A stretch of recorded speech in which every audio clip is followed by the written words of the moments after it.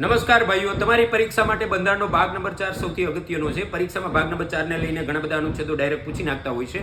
આપણે ફાસ્ટ ફોરવર્ડની અંદર 2 થી 3 મિનિટની અંદર આખો ભાગને બ્રેક લેત બંધારણની આ સિરીઝની અંદર આપણે આખો ભાગ તમને 3 થી 4 મિનિટમાં રિવિઝન કરાવી દેવાનો છે. જો મજા આવે તો આને શેર કરજો ભયંકર રીતે સાહેબ. ભાગ નંબર 4 નું નામ છે રાજ્યનીતિના માર્ગદર્શક સિદ્ધાંતો. ભાગ લાવ્યા છે આયર્લેન્ડના બંધારણમાંથી સાહેબ. આ ભાગ છે એ ન્યાયોચિત નથી. સરકાર માટે ફરજો તે સરકાર આપણે ફરજિયાત આપવા બંધાયેલી નથી. આપવો એટલે લેવાનું કાંઈ નહીં, કોર્ટ બોર્ટમાં જઈને માગણી ન કરી શકાય. જો સરકારે આપને આપવો હોય તો કાયદો બનાવીને જ ફરજિયાત આપી શકાય છે. બાબા સાહેબ આંબેડકરે ભાગ નંબર 4 ને 1935 ના એક્ટમાં લખેલી એક વસ્તુ સાથે સરખાવ્યો છે. એ છે ઇન્સ્ટ્રુમેન્ટ ઓફ ઇન્સ્ટ્રક્શન, જેને ગુજરાતીમાં કહેવાય અનુદેશો. બાબા સાહેબ આંબેડકર દ્વારા ભાગ નંબર 4 ને કીધું છે અંતર આત્મા. ખાસ ધ્યાન રાખજો, ખાલી આત્મા પૂછે તો 32 નંબર, અંતર આત્મા પૂછે તો ભાગ નંબર 4 છે સાહેબ. બરાબર. ભાગ નંબર 4 માં 36 થી 51 જેટલા અનુચ્છેદો લેખાશે, જેને બ્રેથલેસ એકદમ ફટાફટથી રિવિઝન કરી લઈએ છીએ. 36 માં લખી છે રાજ્યની વ્યાખ્યા. 37 માં 2 વસ્તુ લખી છે. આને કોઈ કોર્ટમાં નહીં પડકારી શકે. જો સરકારે આપ્યું તો કાયદો બનાવીને જ આપી શકે. 38 માં 3 પ્રકારના ન્યાય છે. સામાજિક, આર્થિક, રાજકીય રીતે કોઈ સાથે અન્યાય ન થવો જોઈએ. રશિયન ક્રાંતિ 1917 માંથી લેવા છે.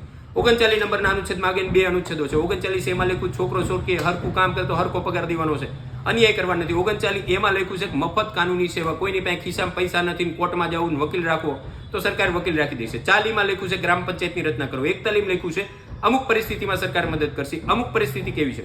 ગરીબી છે, વૃદ્ધાવસ્થા છે, અપંગતા છે, કોઈ બીમારી છે, એવા સમયની અંદર સરકાર આપણે રોજગારી મેળવવા મદદ કરશે. 42 નંબરના અનુચ્છેદમાં લખ્યું છે કામનો ન્યાયસગત સિદ્ધાંત પાલન કરવો અથવા તો પ્રસૂતા સહાય. જે કામ જે કરીએ કે એ જ કામ એને સોંપવાનું છે.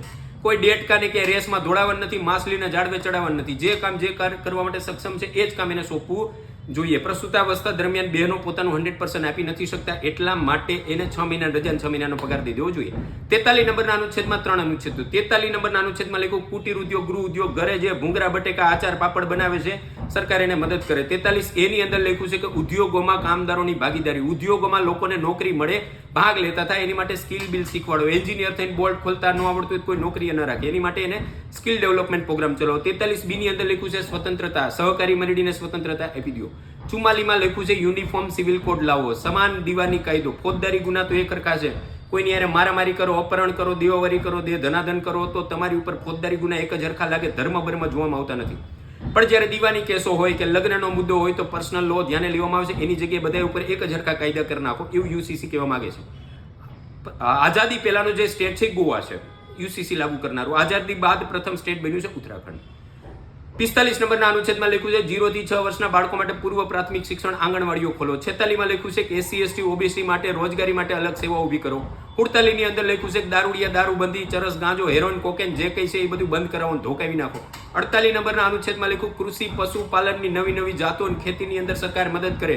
બરાબર છે ને? કૃષિ પશુપાલનમાં બળદની, આંખલાવની નવી જાતો ગોતો.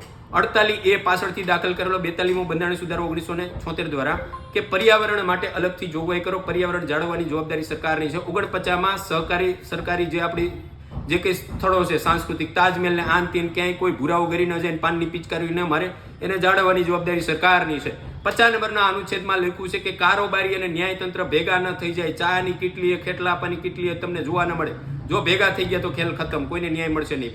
50 નંબરનો અનુચ્છેદ આવી ગયો. 51 નંબરના અનુચ્છેદની અંદર લખેલો છે કે ભાઈ વિદેશ યાત્રા અથવા તો વિદેશની અંદર જે કંઈ સંબંધો છે, આંતરરાષ્ટ્રીય સંબંધો આપણે જાળવવા જોઈએ. આ તો ભાગ નંબર 4. જય હિન્દ.